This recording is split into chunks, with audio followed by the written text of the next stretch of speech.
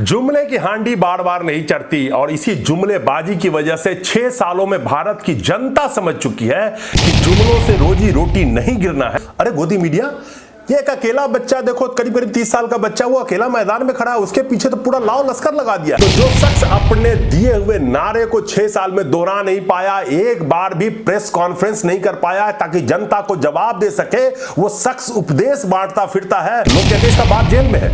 इसका बाप अगर जेल में है और जिस चारा घोटाले में जेल में है, अपने ही नारा को क्यों नहीं दोहरा पाते? अच्छे दिन, देश नहीं बिकने दूंगा, ये सब कहां गए? मिस्टर इंडिया टाइप के एमएलए हुआ करते हैं और जो चुनाव के चुनाव ही मैदान में आते हैं, उनके साथ जनता। नमस्कार बिहार, लड़के ने बिहार में धुआं उठा रखी है। क्या प्रधानमंत्री, क्या कैबिनेट मंत्री, क्या मुख्यमंत्री, हर एक तरह के मंत्री उस लड़के के पीछे पड़े हैं। मैं बात कर रहा हूं यहां पे तेजस्वी यादव की, जिस लड़के ने सबके घोड़े खोल रखे हैं एक तरफ से, और एक अकेला लड़का जिसके पीछे पूरा लाव लश्कर लेके, क्या प्रधानमंत्री, क्या कैबिनेट मंत्री, क्या मुख्यमंत्री, सबके सब पीछे पड़े हैं। लेकिन वो लड़का अकेला मैदान में खड़ा होके और डट के खड़ा है और जनता के मुद्दों के साथ खड़ा है।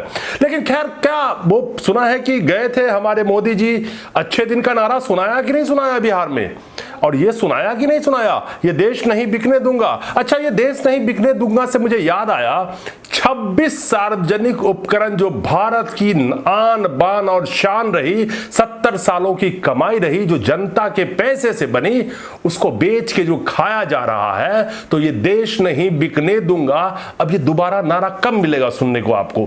खैर, कभी आप लोगों ने देखा कि कभी मोदी जी ने अपने नारा को रिपीट किया हो, अच्छे दिन आएंगे, भारत के 138 करोड़ जनता का दिन क्या चल रहा है? इन 6 सालों में चैन की नींद तक भी जनता ने नहीं सोया होगा। और ये देश नहीं बिकने दूंगा, सब कुछ खुद ही बेच रहे हैं, तो देश कहां बिकने, किसको और कौन बेचेगा? तो भारत आत्मनिर्भर कैसे बन रहा है आपके सामने है, लेकिन आपको आत्मनिर्भर बनने की उपदेश जरूर दे के जाएंगे। खैर, भाषण सुन रहा था बिहार में, कश्मीर की बात, वही पाकिस्तान की बात, वही हिंदू मुसलमान, मंदिर मस्जिद, यही भाषण में होता है अमूमन, देखा है मैंने जाके। आखिर ये बताइए, क्या इनके अब वादों पे कोई भरोसा नहीं करता है, जिसकी वजह से अब ये कोई भी वादा करने में हिचक रहे हैं? बात करें यहाँ पे नौकरी की, जैसे ही तेजस्वी यादव ने 10 लाख नौकरी की बात करी, मुख्यमंत्री का बयान कि 10 लाख नौकरी, पागल हो गया क्या? सुशील मोदी उप मुख्यमंत्री कहते हैं डपोर संख है, ये ट्वीट भी लगा हुआ उनका, डपोर संख, क्योंकि 10 लाख नौकरी का वादा तेजस्वी यादव ने किया नौजवानों से।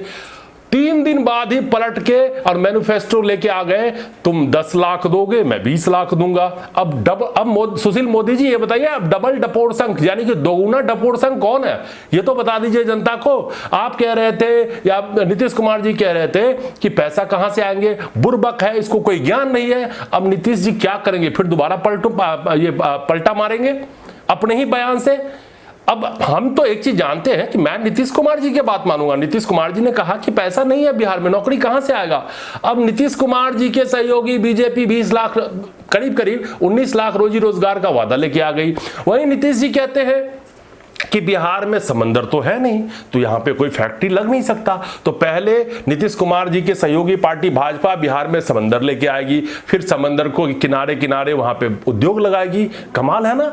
मतलब कितनी बार पलटेंगे नीतीश कुमार जी, मतलब उनको तो मजबूर कर दिया गया है। जुमले की हांडी बार बार नहीं चढ़ती और इसी जुमलेबाजी की वजह से 6 सालों में भारत की जनता समझ चुकी है कि जुमलों से रोजी रोटी नहीं गिरना है और इनका जुमला अब कहीं नहीं चलता है। इसलिए अब कोई भी वादा करने की ये स्थिति में है ही नहीं। इसलिए आपको तरह तरह के, वो सिर्फ अंग्रेजों वाला नीति, डिवाइड एंड रूल, जाति धर्म मजहब, मंदिर मस्जिद, हिंदू मुसलमान, भारत पाकिस्तान, यही इनके पास एक बात करने के लिए किसी भी रैली में देख लीजिए, ये यही बात कर सकते हैं। तो बिहार की जनता इतनी बुद्धिजीवी है और बिहार का जो इतिहास रहा है, तो बदलाव के मामले में बिहार सबसे आगे रही है और बिहार के नौजवान इस बात को जानते हैं कि किस तरह से उनको बरगलाया जा रहा है, लेकिन इसमें उनको बिल्कुल ही इस बार कामयाबी नहीं मिलेगी, जिसका बहुत सारे उदाहरण वीडियो आए जो मिस्टर इंडिया टाइप के एमएलए हुआ करते हैं और जो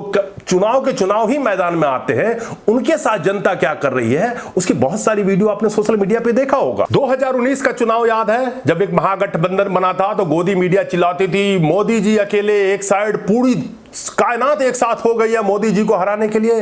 अरे गोदी मीडिया, ये एक अकेला बच्चा देखो, करीब करीब 30 साल का बच्चा, वो अकेला मैदान में खड़ा है, उसके पीछे तो पूरा लाव लश्कर लगा दिया है, जो 15 साल से किसी भी उसका शासन भी नहीं रहा वहां पे, उसके पास पैसे भी नहीं होंगे, करोड़पति अरबपति भाजपा जैसी राजनीतिक पार्टियां, जबकि उनके पास ना हेलीकॉप्टर की कमी, सरकार भी उनकी है, सब कुछ उनकी है, ना हवाई जहाज की कमी, किसी संसाधन की कमी नहीं है, लेकिन एक मामूली सा लड़का, मैं उसको कह सकता हूं आज की डेट में, क्योंकि बहुत सारे उसके पास अभी है, उसके फादर जेल में है, लोग कहते हैं इसका बाप जेल में है, इसका बाप अगर जेल में है और जिस चारा घोटाले में जेल में है, मैं मानता हूं कि जो घोटाला किया वो जेल में होना चाहिए, कोई दिक्कत की बात नहीं है, लेकिन हमारे प्रधानमंत्री जी ने 30 से ज्यादा घोटाले तो मुख्यमंत्री जी के खिलाफ गिनवाई हुई है और संवैधानिक पद पे बैठ के हमारे देश के प्रधानमंत्री ने वो घोटाले गिनवाए हैं। और साथ में सृजन घोटाला तो सबसे बड़ा, चारा घोटाला से भी बड़ा घोटाला है, उस जांच का क्या हुआ, उस सृजन घोटाले की चर्चा क्यों नहीं होती?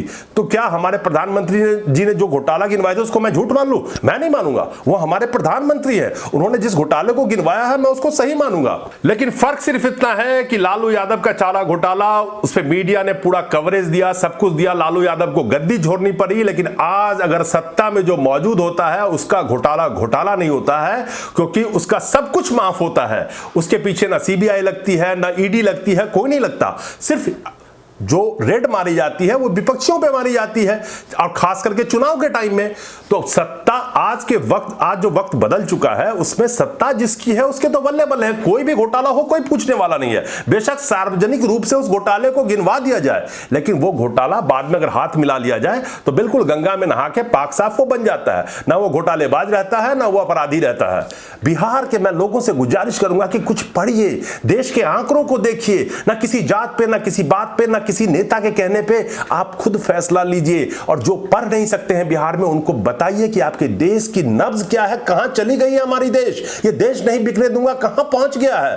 आप जिसको घोटाला कहते हैं, सब एक ही चट्टे बट्टे हैं, कोई कम है कोई ज्यादा है, इसमें कोई शक नहीं है, लेकिन जिस रफ्तार से नोटबंदी का जुमला, अच्छे दिन का जुमला, ये देश नहीं बिकने दूंगा का जुमला, अपने ही नारे को रिपीट क्यों नहीं कर लेते एक बार? जीएसटी में आधी रात में बोले भारत को एक नई आजादी मिली है, सारे व्यापारी बर्बाद हो गए, नोटबंदी में 50 लाख से ज्यादा लोगों की नौकरी चली गई, करोड़ों व्यापार बर्बाद हो गए, जीएसटी ने करोड़ों व्यापारी, उसमें भी करोड़ों व्यापारी बर्बाद हो गए, अपने ही नारा को क्यों नहीं दोहरा पाते? अच्छे दिन, देश नहीं बिकने दूंगा, ये सब कहां गए? तो जो शख्स अपने दिए हुए नारे को 6 साल में दोहरा नहीं पाया, एक बार भी प्रेस कॉन्फ्रेंस नहीं कर पाया ताकि जनता को जवाब दे सके, वो शख्स उपदेश बांटता फिरता है। और इस प्रजातंत्र की खूबसूरती थी कि जवाबदेही, और वो जवाबदेही तानाशाही के तौर पे कोई भी जवाबदेही देने को तैयार नहीं है, चाहे लाखों करोड़ों लोगों की मौत हो जाए किसी चीज में, उसके फैसले की वजह से करोड़ों लोगों की जिंदगी बर्बाद हो जाए, लेकिन एक प्रेस कॉन्फ्रेंस नहीं। इस डेमोक्रेसी में, प्रजातंत्र में वो लोगों की जवाबदेही तक लेने को तैयार नहीं है। वो बंदा उपदेश बांटता है और दूसरे को चोर कहता है, दूसरे को बेईमान कहता है। यह सोचने वाली बात है। शुक्रिया, नमस्कार।